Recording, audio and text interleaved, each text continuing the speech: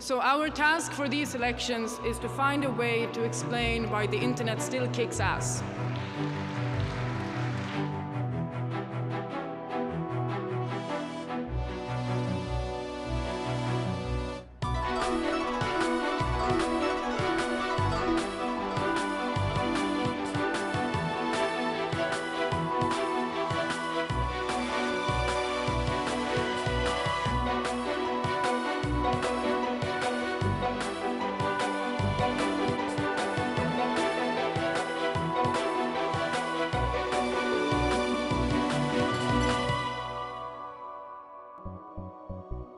This week, me and Amelia is going to Bremen for the General Assembly of the German Pirate Party.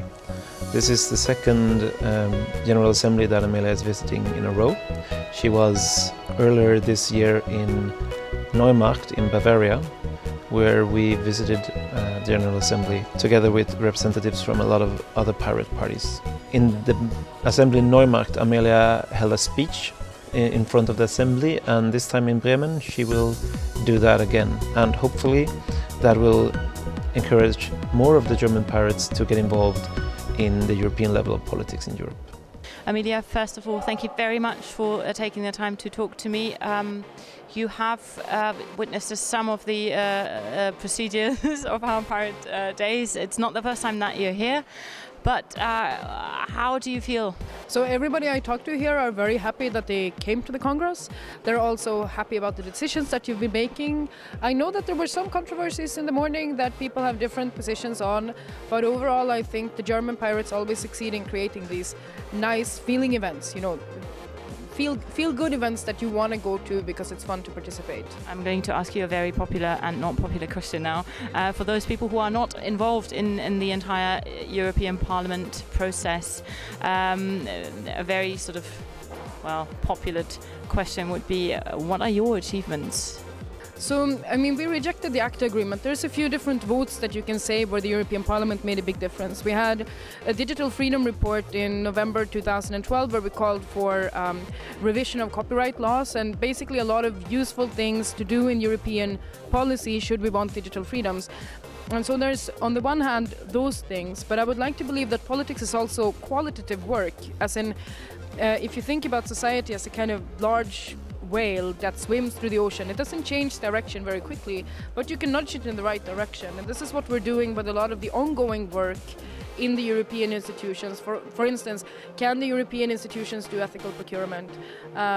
The data protection regulation doesn't solve the national security problem, but it's a step in the right direction, actually. You can't say that just because it doesn't solve the problem 100%, it's a worthwhile endeavor. It's a not worthwhile endeavor. It's clearly worthwhile because we're heading down a path towards a future which I think is not so good.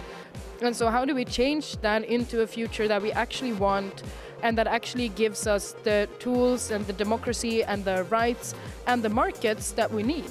This is the most important task of the pirates, to figure out what to do with this and how do we make a future that is suitable for everyone.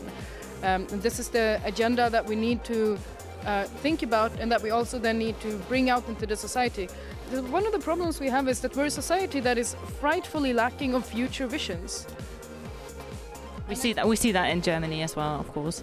Right, so, but what do you do in a society without future? So what the pirates bring is future. Where do we go from here? What is the world that we want? How do we make it work for us? We pirates define the problems that face the internet, and we have the solutions.